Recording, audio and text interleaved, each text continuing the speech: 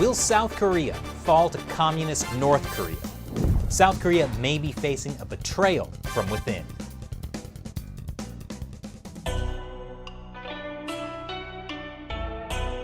I'm Chris Chappell, and welcome to this special episode of China Uncensored for my amazing viewers in South Korea. 안녕하세요. Do you like your freedom, your liberal democracy, your K-pop? Imagine losing all that. According to some experts, that is a real possibility in the upcoming elections in April, because North Korea's communist ideology has been gradually infiltrating South Korea. I was hoping to visit South Korea in April for the elections, but thanks to the CCP virus, that trip has been put on hold indefinitely. But since I can't be there in person, I did the next best thing under quarantine. I sat down over Skype with Gordon Chang, author of Losing South Korea, to talk about what's at stake. Thanks for joining me again, Gordon. Thanks so much, Chris. So you're the author of Losing South Korea, and in it you say South Korean President Moon Jae-in is trying to make his country more compatible with North Korea. What does that mean? President Moon Jae-in's overriding goal is to unify South Korea and North Korea. That's clear from his speeches. It's clear from his policies. What he wants to do, unfortunately for him, is prohibited by a raft of UN Security Council resolutions. So, for instance, he can't invest in the Kaesong Industrial Zone, which is just north of the demilitarized zone. He can't put more money into the Kumgam Tourist Zone. And President Trump has, and this is a good thing, has prevented Moon from doing what he wants to do. But clearly Moon, if left to his own devices, would merge both North and South Korea. And that could actually happen, Chris, especially if Moon gets a more than two-thirds majority in the National Assembly on April 15th in the national elections. If he gets that majority, if you look at the South Korean Constitution, he's got a clear path of merging South into the North. How could the democratic country of South Korea be merged with North Korea? That seems incredible. It seems incredible, but the way it could happen is that the Constitution of South Korea says that there shall be a referendum of the people of South Korea in which they only need a simple majority to approve a constitutional amendment. If the National Assembly by a two-thirds majority approves a constitutional amendment. Moon is actually very close to that two-thirds line in the National Assembly with his Democratic Party of Korea and its allies. Moon's really unpopular right now, but he is united and the opposition conservatives are divided. So it is not inconceivable that Moon can actually increase his majority in the National Assembly above the two-thirds line. And remember, Moon counts the votes in a referendum, so he very well may be able to get approval for some sort of unification of South and North Korea. It is not inconceivable. I mean, North Korea has threatened to turn Seoul into a sea of flames. Why is there any desire to get closer to North Korea? Well, Moon is, I think, a North Korean. He is anti-American, pro-China. And he wants his legacy to be the unification of the two Koreas. He can do it in the National Assembly elections. And we also know that a lot of his advisors, senior advisors around him, are the Jusapa, who believe in the overthrow of the South Korean government, take over the South by the North. These guys have not repudiated these views. And Moon, I believe, agrees with them. So it is not inconceivable that, within a year or so, that South Korea will be gone, which means that April 15th may be the last elections in South Korea. Geez, that's a lot to absorb. Is it just a nationalistic desire for unification, or is it actually an appeal of communism itself? I think it's probably both with regard to Moon. Now, most South Koreans, they in general would like the idea of unification on some terms, probably not the way Moon sees it. But, I'm not saying this is probable, Chris. I'm saying, though, it is much more likely than most people think, largely because you do have a unified government, and you have, although the conservatives, I think, are generally popular, more popular than Moon, Nonetheless, they come into this election divided. They're fighting among themselves. So in that type of situation, an unpopular president, deeply unpopular president, can actually prevail, increase his majority in the National Assembly, and push through a constitutional amendment to abolish South Korea. How are Moon Jae-in's policies weakening civil society in South Korea?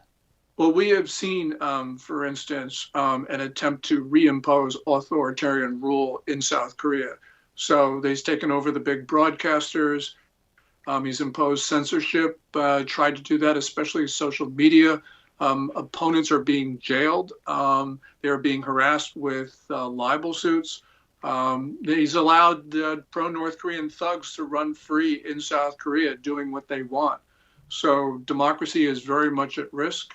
Of course, there's a large majority of people who don't want communism in South Korea, but they are not as organized and they don't control the Blue House. So they're at substantial disadvantage. Moon's policies have been unpopular even before the coronavirus epidemic. So you think these political viewpoints Moon Jae-in has is a big part of why South Korea was hit so hard by the coronavirus? South Korea would not have had an epidemic if Moon Jae-in had closed the borders to arrivals from China. At a very early stage, Moon said that the Chinese and the Koreans were brothers, and that the Koreans would share the suffering of the Chinese. And so arrivals from China spread the coronavirus to South Korea, and that's why the South had an epidemic. So I've heard the criticism that the reason South Korea is moving closer to North Korea is because President Trump legitimized Kim Jong-un by meeting with him. What do you think of that criticism? Well, certainly President Trump legitimized Kim Jong-un by meeting with Kim, but that's not the reason why South Korea is moving in this direction. Moon Jae-in was inaugurated in May 2017, and from the get-go, he's been trying to move much closer to Beijing, much closer to Pyongyang. So, Trump's, I think, fumbled North Korean diplomacy.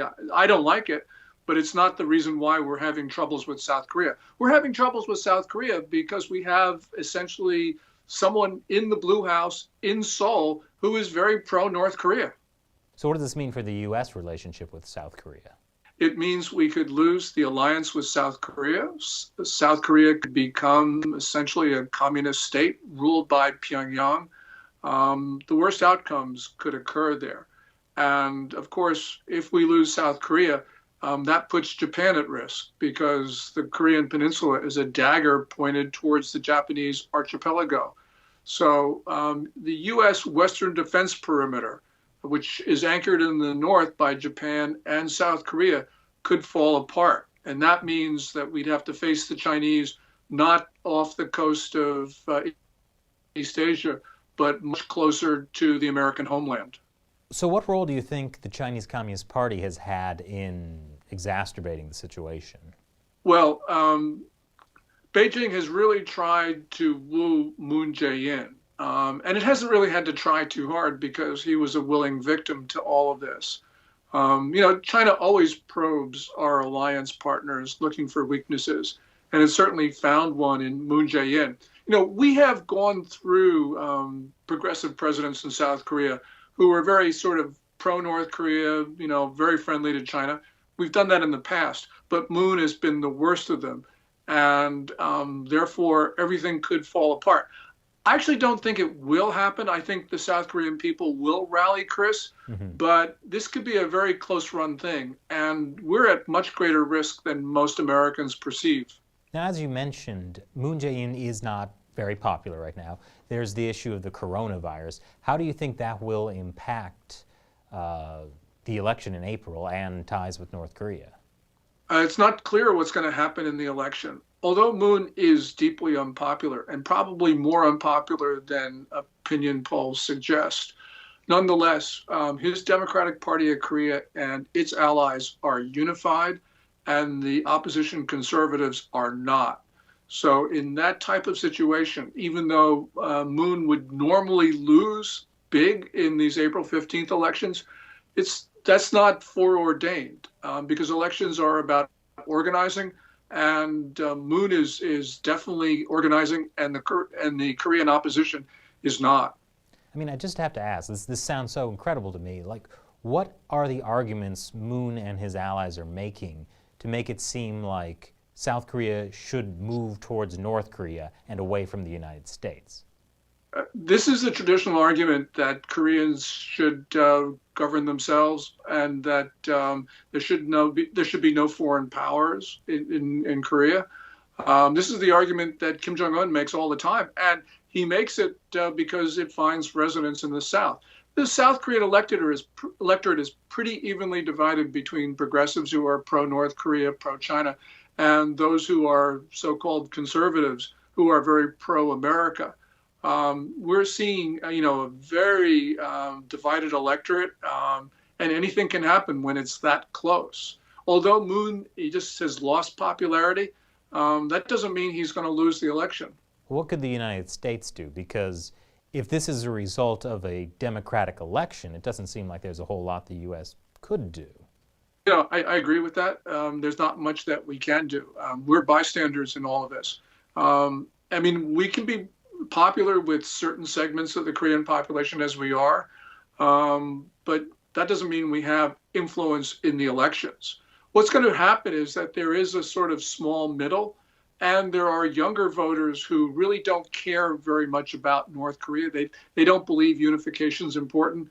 Hopefully, they'll come out and vote and swing the thing against Moon.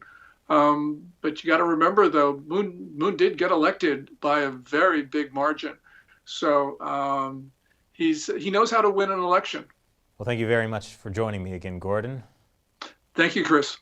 And for those of you watching, be sure to check out my previous episode with Gordon on China Uncensored about the impact of the coronavirus on the Chinese economy. Thanks for watching.